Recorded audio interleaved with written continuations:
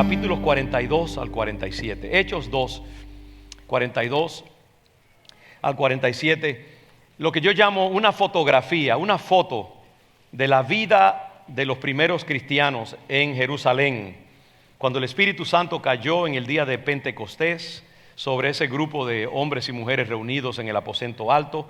El apóstol Pedro le predicó a una muchedumbre que se reunió en la ciudad de Jerusalén, judíos que fueron atraídos por esta manifestación del poder de Dios, gente hablando en diferentes idiomas, inspirados por el Espíritu Santo. El apóstol Pedro predicó un mensaje, se convirtieron 3,000 almas. Yo quisiera predicar un día un sermón que se conviertan 3,000 almas, y Dios quizá me dará el privilegio de hacerlo. Qué lindo, 3,000 almas se convirtieron en ese primer sermón del apóstol Pedro. Y ahí comenzó la vida de la iglesia cristiana en Jerusalén hace 2,000 años. Y dice aquí en el versículo, vamos al versículo 41, dice que así que los que recibieron su palabra, es decir, la predicación del apóstol Pedro, fueron bautizados y se añadieron aquel día como 3,000 personas. Y aquí está el versículo sobre el cual yo me quiero detener sobre todo. Dice, y perseveraban en la doctrina de los apóstoles, en la comunión unos con otros, en el partimiento del pan y en las oraciones. 4 cosas que dice aquí que estos primeros cristianos hacían continuamente en su vida. Y luego en los siguientes versículos se expone eso un poco más, los resultados, y se insiste en lo que estaba pasando en esa primera comunidad cristiana que surge en Israel, en Jerusalén. Dice que sobrevino temor a toda persona. No era miedo, sino era un sentido como de sobrecogimiento, de asombro de lo que Dios estaba haciendo ahí en Jerusalén y entre los primeros cristianos. Sobrevino temor, un respeto. ¿Qué estará Dios? ¿Qué está pasando? ¿Por qué se está moviendo Dios en esta manera? Y muchas maravillas y señales eran hechas por los apóstoles. Había sanidades, había liberación de demonios, había transformaciones espirituales, y todos los que habían creído estaban juntos y tenían en común todas las cosas, de manera que algunos vendían sus propiedades y sus bienes y los repartían a todos según la necesidad de cada uno, y perseverando unánimes cada día en el templo y partiendo el pan en las casas, comían juntos con alegría y sencillez de corazón. Aquí usted tiene una expansión de lo que dice en el versículo 42. Perseveraban en el templo, partían el pan en las casas, comían juntos con alegría y sencillez de corazón, alabando a Dios y teniendo favor con todo el pueblo.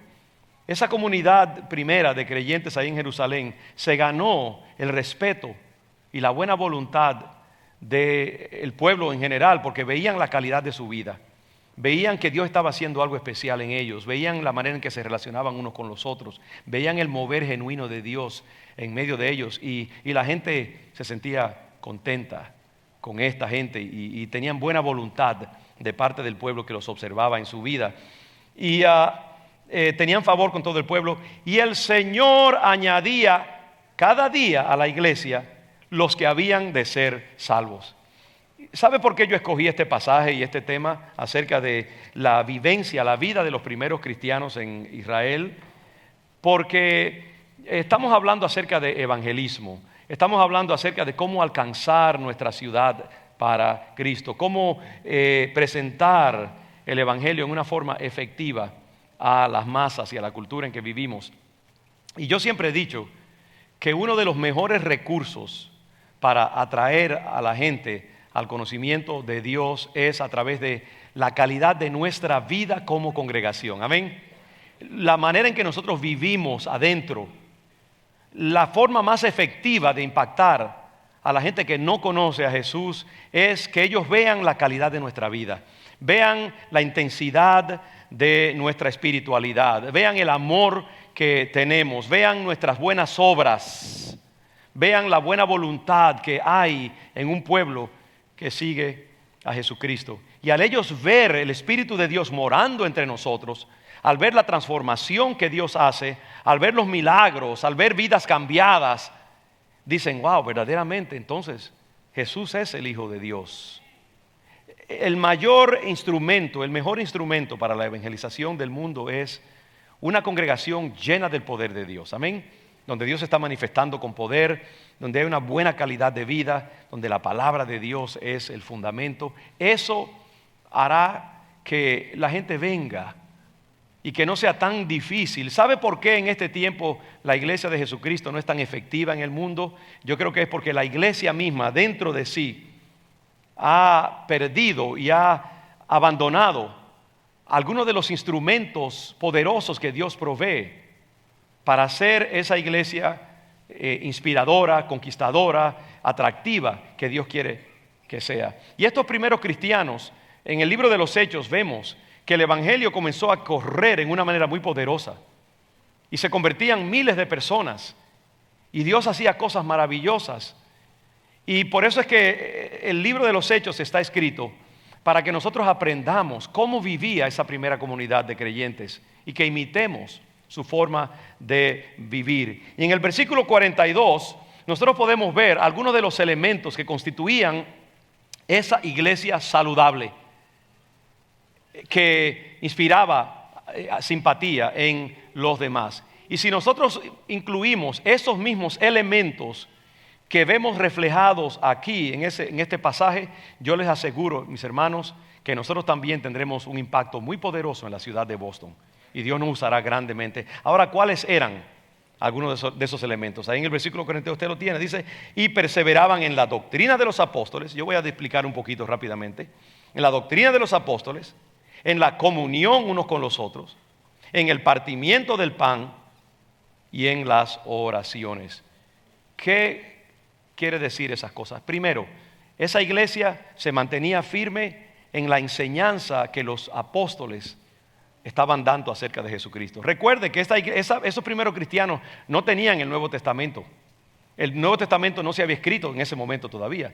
Tenían las escrituras judaicas, de lo que nosotros llamamos el Antiguo Testamento. Los profetas, los libros de Moisés, los salmos.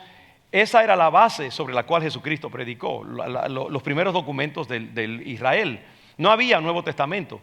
Lo que sí había era una comunidad de esos apóstoles, esos 12 apóstoles, que Jesús escogió para transmitir a través de ellos sus enseñanzas y que ellos a su vez enseñaran a la iglesia y que la iglesia fuera creciendo con esa doctrina que ellos habían recibido del Señor Jesucristo. Ustedes recuerdan lo que el Señor dijo cuando en la gran comisión antes de partir, dijo, id por todo el mundo, predicad el evangelio a todas las naciones y hacerlas discípulos, enseñándolos que obedezcan todas las cosas que yo os he instruido y mandado. Entonces estos primeros apóstoles, estos 12 apóstoles que estaban en Jerusalén, eran los que enseñaban al pueblo. Luego esas doctrinas iban a ser codificadas y escritas en lo que hoy nosotros llamamos el Nuevo Testamento. Pedro escribió, por ejemplo, 2 epístolas. Santiago escribió una epístola. El apóstol Pablo escribió 2/3 partes del Nuevo Testamento, Romanos, Corintios, Filipenses, Colosenses, Efesios, el apóstol Pablo. Esos primeros apóstoles escribieron entonces la revelación que habían recibido de Jesús y eso es lo que nosotros llamamos el Nuevo Testamento. Pero en el principio solo tenían la instrucción verbal, la doctrina de los apóstoles. Y entonces aquí tenemos algo bien importante y es que esta gente se mantenía fiel a la instrucción que recibían de parte de los apóstoles. Y nosotros en el siglo XXI tenemos que hacer lo mismo. La iglesia de Cristo debe permanecer fiel al evangelio que hemos recibido a través de la palabra del Señor. ¿Cuál es nuestro documento fundamental? ¿Cuál es nuestra constitución? ¿Cuál es nuestro manual de vida y de fe? Esta doctrina que está aquí. Y si nosotros nos mantenemos fieles a esa doctrina, vamos a ser bendecidos, vamos a ser prosperados. Yo les digo a la gente, yo no tengo autoridad para cambiar la doctrina. A mí me gustaría, hay una cantidad de doctrinas que si fuera Roberto Miranda yo las cambiaría personalmente, pero no tengo ese derecho. Yo creo que Dios conoce muy bien lo que es bueno para el hombre. Dios creó al ser humano. Dios nos constituyó genéticamente, neurológicamente, biológicamente, constituyó el universo en que vivimos. Si alguien sabe cómo debemos vivir es el que creó el manual, el que creó todo lo existente. Amén. Entonces nosotros simplemente obedecemos la doctrina recibida. La Biblia habla de que tenemos que recibir la doctrina una vez dada a los santos. Muchas iglesias pierden vitalidad, se mueren, no son efectivos en evangelismo porque han cambiado la enseñanza recibida. Han dicho, ¿sabe qué? Esto suena un poquito escandaloso y no creemos que a la gente le va a gustar esto que dice acerca de sexualidad, moralidad, relaciones personales, matrimonio, relaciones entre hombre y mujer. Y entonces las cambiamos porque pensamos que esto va a ser mejor para la gente. Entonces comenzamos a cambiar la doctrina porque eso es incómoda. ¿Y sabe qué? Que en vez de atraer a la gente, lo que hace es que perdemos efectividad espiritual. Muchas iglesias que han cambiado la enseñanza de la Biblia se están, desgraciadamente, penosamente, están languideciendo y están disminuyendo en tamaño. Si usted mira en el mundo, ¿dónde está el evangelio creciendo con más poder y conquistando naciones enteras? África, Asia. Ahora mismo en la China dice que 75,000 personas se convierten al evangelio cada día en la China. ¿Usted sabe lo que es eso? Pero esos cristianos chinos son radicales con respecto a la palabra de Dios. Y Dios hace milagros, sanidades, cosas increíbles en ese pueblo que se mantiene fiel a la palabra. África está siendo conquistada para el evangelio. Latinoamérica, países que antes eran resistentes a la palabra de Dios. Guatemala, Colombia, hay iglesias de cientos de miles de personas. Pero son iglesias que se mantienen fieles a la palabra del Señor. En Europa, en Estados Unidos, muchas iglesias han abandonado la enseñanza bíblica y han languidecido. Y hoy en día en Europa, en el mundo industrializado, occidentalizado, hay muy poca influencia del evangelio porque abandonaron la doctrina dada al Señor, dada por el Señor. Hay un pasaje en 2 de Timoteo, capítulo 3, donde el apóstol Pablo, en los primeros inicios de la fe cristiana, le habla a este joven pastor llamado Timoteo y le da consejos a Timoteo de cómo él debe hablar a su congregación y a sus seguidores. Y en el versículo 14, Pablo, este viejo apóstol, le dice al joven pastor Timoteo: pero persiste tú en lo que has aprendido y te persuadiste, sabiendo de quién has aprendido y que desde la niñez has sabido las sagradas escrituras, las cuales te pueden hacer sabio para la salvación por la fe que es en Cristo Jesús. Y dice aquí, toda la escritura es inspirada por Dios y útil para enseñar, para redarguir, para corregir, para instruir en justicia. Y él continúa, no voy a perder demasiado tiempo porque es mucho material, pero la idea es que Pablo le dice a Timoteo: mira, persiste en lo que te han enseñado a ti. Y hermanos, yo les animo en el nombre de Jesucristo a mantenerse firmes en la doctrina del evangelio. Mi compromiso con Dios es que nosotros, mientras seamos iglesia y mientras yo sea pastor, y yo creo que todos aquí, cualquier otro pastor que venga en el futuro, vamos a ser fieles a la palabra de Dios. Porque sabemos que esa palabra es confiable y esa palabra siempre ha funcionado. Y ahora estamos pasando por un tiempo difícil en la sociedad y la cultura, pero la iglesia de Cristo tiene 2000 años en el mundo. Y antes de eso el judaísmo tiene 3000 años. Y gracias al Señor esa palabra se ha mantenido siempre a través de los siglos. Y nosotros creemos que al final del tiempo esta palabra de Dios prevalecerá. Tenemos que mantenernos firmes en lo que hemos recibido del Señor y persistir y perseverar y ser diligentes en mantener la palabra de Dios tal y como nos ha sido confiada a nosotros de generación en generación. Comparte esa palabra con sus hijos también. Enséñale a sus hijos la palabra de Dios. Por eso aquí en León de Judá nosotros insistimos tanto en que nuestros niños aprendan la palabra del Señor. Y tenemos tantos diferentes cosas, ministerios para ayudar a nuestros niños y también a los adultos a través de los discipulados. Este miércoles pasado tuvimos una graduación, 180 y pico de personas recibieron sus diplomas para ir al próximo nivel de discipulamiento. Gloria a Dios por eso, gracias a Dios. Y queremos más gente todavía siendo instruidos en la doctrina de la palabra del Señor. Una iglesia que es bíblica, sólida en la enseñanza de la palabra del Señor, prosperará y seguirá hacia adelante. Estos cristianos perseveraban en la doctrina. En segundo lugar dice que perseveraban en la comunión unos con otros. La palabra en el griego original es koinonia. participaban en tener compañerismo, amistad, intimidad, estar juntos, unidos, amarse unos a otros. ¿Sabe usted, hermanos, que una iglesia donde hay amor es una iglesia que va a ser prosperada y va a ser bendecida y muchos van a querer venir? Porque en el mundo allá afuera lo que más hay es división. Lo que más hay es muchas veces conflicto. Miren nuestra cultura, nuestro país ahora mismo, dividido, polarizado. Hay una división terrible en nuestra nación ahora mismo. La iglesia de Jesucristo se supone que sea un lugar de amor y de unidad. Amén.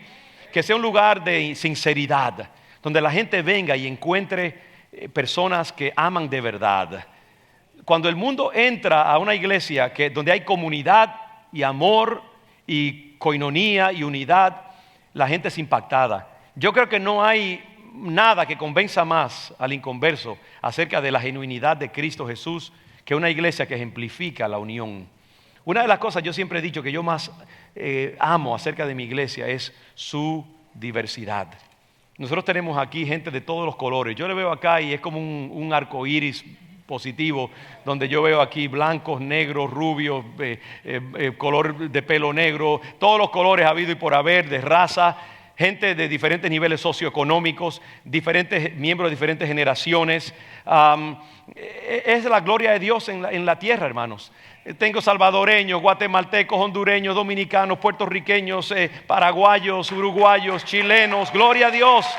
Este es el reino de Dios aquí en la tierra. Y todos amándonos unos a otros. Amén. Yo les insto, mis hermanos, a que hagamos todo lo posible por mantener la unidad y la armonía en nuestra iglesia. Si usted tiene que morderse la lengua para no decir algo que rompa la comunión, hágalo y espere el momento correcto. No chismee delante de otras personas y ni siquiera delante de nadie. Discipline su boca. Perdónense unos a otros. Ámense unos a otros. Invítense a comer unos a otros. ¿Sabe que cuando somos tan diferentes y tan variados y nos compartimos unos con los otros y nos amamos y nos apoyamos, eso es lo mejor del mundo? Yo le decía a los hermanos esta mañana, mire, si usted va a invitar a alguien a su casa, no invite a otro que come igual que usted y que tiene el mismo, no, invite a alguien de otra cultura diferente. Dominicanos, aprendan a comer tortillas y pupusas. Salvadoreños, aprendan a comer arroz con habichuela y sancocho. Hondureños, aprendan a comer pernil o lo que sea y vamos a mezclarnos unos con los otros. Hace un par de días mi esposa y yo fuimos a comer en un restaurante mexicano y esos frijoles refritos estaban que sabían a gloria. Sinceramente, mucha gente cree que los frijoles, las habichuelas solamente son con cebolla y ají y tomate. Aprenda a comerse unos frijolitos refritos ahí con un poquito de crema encima. Ya me está dando hambre inclusive. Mire, el privilegio que ustedes tienen, hermanos, de tener a toda Latinoamérica y otros países representados aquí, eso es la gloria de Dios en la tierra. De paso, le doy la bienvenida a la doctora Faye Stern aquí, que es judía rusa, que está visitándonos esta mañana. Welcome, Dr. Stern. It's great to have you with us. I'm so glad you're here. And we bless you and you honor us with your visit. Ella estuvo aquí hace un tiempo atrás dirigiendo un programa que ustedes recordarán. Pero qué lindo. Tenemos las Naciones Unidas acá. Todos amándonos, unidos por una sola fe, una confianza en Dios. Y yo creo que nuestra iglesia debe proteger ese don. Y por eso es que Dios nos ha llamado a ser de bendición a las naciones y a la ciudad de Boston. Porque en ese amor hay algo especial y tenemos que protegerlo contra viento y marea. Porque cuando el mundo ve una iglesia en comunión unos con los otros, ve la presencia de Dios. ¿Sabe lo que más convence a la gente del carácter mesiánico de Jesús? El que nos amemos unos a otros. Les dejo en ese tema, en Juan capítulo 17, versículos 20 al 23, el Señor Jesucristo, antes de ser crucificado, oraba al Padre en su conocida oración sacerdotal. Y mire cómo Él se dirigía al Padre, orando por los que habrían de venir por medio de la predicación del Evangelio. Y el Señor decía, en versículo 20, 17, Juan, mas no ruego solamente por estos, es decir, por los que ya están aquí, los primeros discípulos, sino también por los que han de creer en mí por la palabra de ellos, por la predicación del Evangelio. ¿Para qué? Para que todos sean uno. La próxima, por favor. Para que todos sean uno en nosotros. ¿Para qué? Para que el mundo crea que tú me enviaste. Una iglesia donde hay rencilla, donde hay división, indiferencia, grupitos, cada uno separado, jalando por su lado, no puede ser efectiva evangelísticamente, porque eso es lo que se ve en el mundo. Lo que el mundo no ve muchas veces es la diversidad, donde la gente se aman unos a otros y se respetan unos a otros. Solamente la obra de Dios en última instancia puede lograr eso, y el poder de un evangelio vivido como el Señor lo ha mandado. Pero cuando la gente entra a una iglesia donde hay armonía, donde hay risa, donde hay cariño, donde hay sinceridad, donde hay buen trato, donde hay madurez espiritual, la gente es impactada y es convencida de que Cristo es el Señor. Entonces él oraba: Padre, que sean uno, como tú y yo somos uno, para que también ellos crean que tú me has enviado. Eso es lo que estos primeros cristianos tenían. Se amaban, tenían comunión unos con los otros, y el pueblo veía eso y se sentían atraídos al evangelio que ellos estaban predicando. Así que doctrina, comunión, y el tercer elemento de esa iglesia poderosa era el partimiento del pan. Ese partimiento del pan se refiere a que en la tradición judaica, cuando se reunían para comer en una forma así formal, el pan no es el pan que nosotros tenemos, el pan Wonder ese que parece una esponja. Era un pan un poco más sustancioso, más fuerte, más sólido. Y el anfitrión de la casa o el pater familias, lo que sea, tomaba ese pan y lo quebraba y lo dividía. Todavía en diferentes países de África y del Medio Oriente se usa eso de que el pan lo comparten todos. Podía ser una torta grande o podía ser algo flat, así como chato, pero la idea era que se partía y se distribuía a diferentes miembros de la mesa y de la familia, o partían del pan ellos mismos. Y el Señor, ustedes recordarán que antes de ser crucificado, en lo que se llama la última cena, unió a sus discípulos y dice que partió el pan y dijo: este es mi cuerpo, que por vosotros es partido. Haced esto todas las veces que lo comiereis en memoria de mí. Dice que tomó también la copa, que era parte del vino, era parte de la comida judaica, y dijo: esta copa es un símbolo de mi sangre derramada por vuestra salvación. Tomadla en mi nombre cada vez que la tomen, recordando mi sangre derramada por ustedes en la cruz del Calvario. Entonces los primeros discípulos tomaron este llamado del Señor de reunirse y comer juntos, porque era un momento de unidad. Y en 1 Corintios se habla acerca de eso en el capítulo 11. Los primeros cristianos se reunían en las casas, se reunían en algún lugar público, y todos traían su comida, se esperaban unos a otros, era la idea, se expresaban amor, porque no hay nada que una más a la gente que la comida, ¿verdad que sí? Cuando una buena comida, las endorfinas comienzan a funcionar y usted está feliz y borrachito allí y se habla. Y usted ha ido a un restaurante de eso, ¿no? A medida que la comida va fluyendo, la gente como que se va abriendo más. Llegan allí con la mirada bien seria y al final están todos riéndose y hablando a montones, porque es que la comida hace eso, ¿no? Entonces estos cristianos se reunían obedeciendo al llamado de Jesús para comer juntos, para expresarse amor y para recordar la muerte de Cristo en la cruz del Calvario, que a través de su cuerpo molido por nuestros pecados, su sangre derramada por nuestra justicia, nosotros alcanzamos salvación y vida eterna. Y sabe usted que la cruz de Cristo es el centro de la fe cristiana. Su sacrificio, su muerte sustitutiva por nuestros pecados, nos recuerdan de que somos salvos por gracia, no por obra. Y hay que siempre recordar que el sacrificio de Cristo en la cruz, su resurrección, es el centro mismo de la vida cristiana. Y por eso es que el Señor quería que ellos, cada vez que partieran ese pan así, al reunirse deliberadamente, recordaran su sacrificio en la cruz. La cruz de Cristo, su muerte, su resurrección, tiene que ser el centro de la vida de la iglesia. Y yo creo que muchas veces nosotros mismos podríamos tener nuestra propia Santa Cena. Cuando nos reunimos un grupo de hermanos para orar, comemos algo. Yo no veo ningún problema, quizás, en una forma muy sutil, ¿no? Pero que, digamos, hasta podríamos tomar un pedazo de pan y tomar algo así que nos recordara de la sangre de Jesús. Señor, esto nos recuerda de ti, y te adoramos y te bendecimos y te damos gracias por tu sacrificio en la cruz, y recordamos que es por gracia y no por obra que nosotros somos salvos. Es decir, ese simbolismo de comer juntos, ser hospitalarios unos con los otros, recordar la muerte de Cristo, partir el pan unos con los otros, le daba vida. ¿Sabe que un pueblo cuando celebra la Santa Cena y recuerda el sacrificio de Jesús es misteriosa y espiritualmente fortalecido en su fe. Y nosotros nunca debemos dejar de celebrar la Santa Cena, el partimiento del pan, comer juntos en la casa y celebrar la vida que Cristo ha hecho posible a través de su crucifixión. Así que esta gente en las casas compartían el pan. Ahí en el versículo 46 se nos da un poquito más expandido esta idea. Dice que perseverando unánimes cada día en el templo y partiendo el pan en las casas, comían juntos con alegría y sencillez de corazón.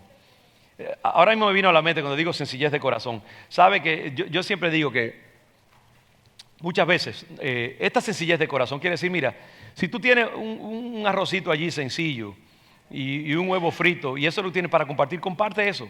A veces nosotros nos complicamos la vida porque creemos que tenemos que darle a la gente un manjar, un banquete, que todo tiene que estar perfecto.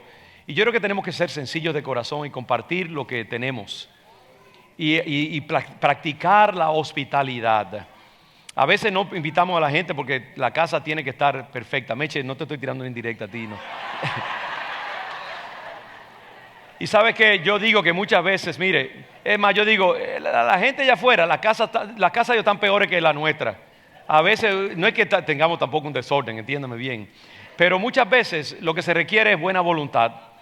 Y que usted le dé a la gente con sencillez lo que usted tiene, que comparta y invítense unos a otros con sencillez de corazón. Y coma lo que le pongan a la mesa, disfrute de ello y dé de gracia lo que usted de gracia ha recibido. Y practiquen amor uno con los otros. Eso es bello y la gloria de Dios cunde en una congregación que es hospitalaria. Y lo último dice que perseveraban en las oraciones. Para mí, oraciones es simplemente símbolo de todo lo que tiene que ver con la vida de adoración, la vida litúrgica, la vida donde como hoy nosotros nos reunimos y qué lindo tiempo hemos tenido adorando al Señor con alegría, danzando delante de Él, ministrándonos unos a otros, trayendo nuestras necesidades delante del Señor, predicando la palabra. Eso es lo que es la vida de oración.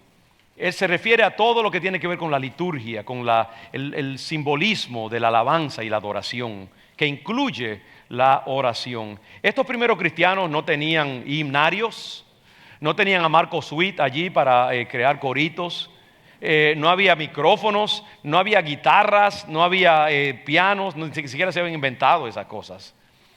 No tenían himnos, los primeros himnos y coros se hicieron décadas después de que comenzó la vida de la iglesia. La himnología de la iglesia fue algo que se inventó décadas y décadas después. Ellos se reunían era para adorar a Yahvé, a Jehová. Se reunían para leer las escrituras del Antiguo Testamento y para compartir palabras de profecía y de ánimo unos a otros. Un hermanito se paraba y decía, esta semana Dios me habló y me dijo que tenemos que servir a Jesucristo y ser buen testimonio y compartir nuestros bienes. Otro decía, hermanos, Dios nos llama a amar a nuestros enemigos y a bendecir a los que nos maldicen. Otro por allá decía, hermanos, yo siento que Dios me dijo esta semana, no te preocupes que yo soy tu proveedor y yo estoy contigo donde quiera que tú vayas. Y esos hermanos se edificaban, los predicadores eran ellos mismos, los maestros eran ellos mismos y Dios traía a la gente, se convertían y el evangelio seguía creciendo, gloria a Dios, porque los cristianos eran ellos mismos, predicadores, evangelistas, maestros, profetas, se reunían en las casas para orar, adorar al Señor y el Espíritu Santo se manifestaba y daba palabras. Uno de los eventos más lindos que yo encuentro en la Biblia se encuentra en Hechos capítulo 13, donde dice que se reunieron un grupo de hermanos, entre ellos había profetas y maestros. Y se reunieron, yo lo veo, personalmente a mí me gusta pensar que fue un sábado por la mañana. Ellos habían dicho el miércoles o jueves, nos vamos a reunir en la casa del hermano Hermenegildo o que sea. Y vamos allí y vamos a orar y vamos a reunirnos a adorar al Señor. Y estos hermanos llegaron, 6, 8, 10. Entre ellos estaba Pablito, que todavía no era apóstol, y Bernabé o Silas creo que era. Y llegaron a la casa y allí me imagino que hubo oración, hubo un compartir de la palabra y dice que de momento el Espíritu Santo comenzó a hablar. Yo no creo que fue una voz así como de afuera. Yo creo que fue un hermano que profetizó, uno de esos profetas que estaba allí. Y dijo, hermanos, yo siento que el Espíritu Santo me ha hablado y me ha dicho que apartemos a Pablo y a Bernabé, creo que era. Bernabé, sí, gracias a Dios que tenemos gente allí que apárteme a Pablo y a Bernabé. Y que Dios está diciendo que los unjamos, le impongamos manos y que los enviemos para una obra que Dios tiene para ellos. Así, no había un pastor allí que dijera, no, fue un hermano, un profeta del grupo. Y en esa reunión sencilla, pequeña, comenzó uno de los ministerios más poderosos de toda la historia de la humanidad, que todavía tiene consecuencias para nuestro tiempo. Y el gran apóstol Pablo salió de esa pequeña reunión, ungido, impartido y listo para desarrollar su obra evangelística mundial y de instrucción. Porque un grupo de hermanos se reunieron para orar y adorar al Señor. Este viernes, con esto ya sí termino, este viernes en la noche, cuando nos reunimos allá arriba, había un grupo al principio en realidad era como 50 hermanos que estuvo allí. Y ya como a las 10:30 de la noche, porque la reunión fue y tuvimos un tiempo de guerra espiritual preciosa, donde declaramos el poder de Dios sobre la ciudad de Boston. Y guerreamos contra los poderes demoníacos que quieren destruir la vida de esta ciudad, y contra el crimen, las gangas, la violencia juvenil, y todos esos males que afligen, el homelessness, todas estas cosas que afligen a esta ciudad, y vinimos en contra de los poderes del mal que afligen a nuestra ciudad amada de Boston. Y Dios se manifestó de una manera poderosa, y ya como a las 10:30 ya estábamos a punto de terminar, y sentimos que la presencia del Señor vino en medio de nosotros, como pocas veces yo la he sentido. Y desde las 10:30 más o menos hasta las 2:30 de la mañana, nosotros estuvimos en un maratón de alabanza y adoración. Eso fue todo. Adorando al Señor hasta el punto que yo tenía los ojos cerrados la mayor parte del tiempo y no me percaté. Yo pensaba que cuando terminamos era como las 12 de la noche, eran las 2:30 de la mañana. Y sentíamos la presencia de Dios, adoramos al Señor. Que quisimos nosotros decimos en caribeño añoñarlo, chinearlo, como dicen los guatemaltecos. Quisimos arrullarlo, amarlo, expresarle amor, bendecirlo y levantar su nombre en adoración. Dios fluyó en una manera tan preciosa que yo creo que allí alcanzamos algo muy poderoso para nuestra iglesia, y que vamos a ver grandes bendiciones para la ciudad también de Boston a través de ese tiempo mágico. No se trataba del número de personas que hubiera allí. Ya hacia ese tiempo habían unas 10, 15 personas.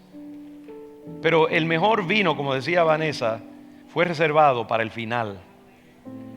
Y es lo que pasa cuando nos reunimos para adorar al Señor y para orar y clamar a Dios y celebrar su presencia. Usted puede hacer eso con 6, 8 almas afines. Un día invítelos a su casa, tómense un cafecito, siéntense juntos con una Biblia abierta y dejen que el Señor les dirija.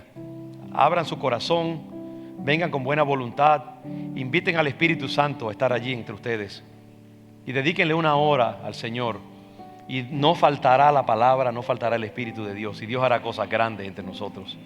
Que esta iglesia pueda fluir en esa manera,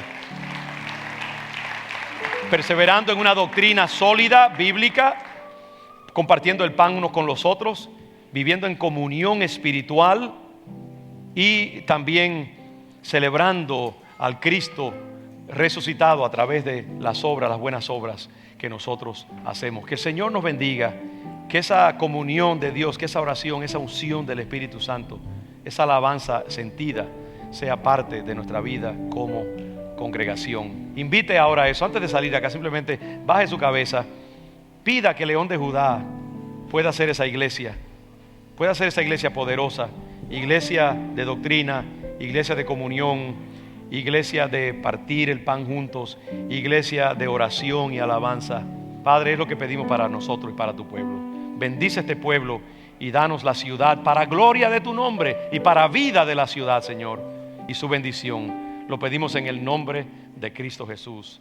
Amén y amén. Les bendigo, mis hermanos, la gracia del Señor.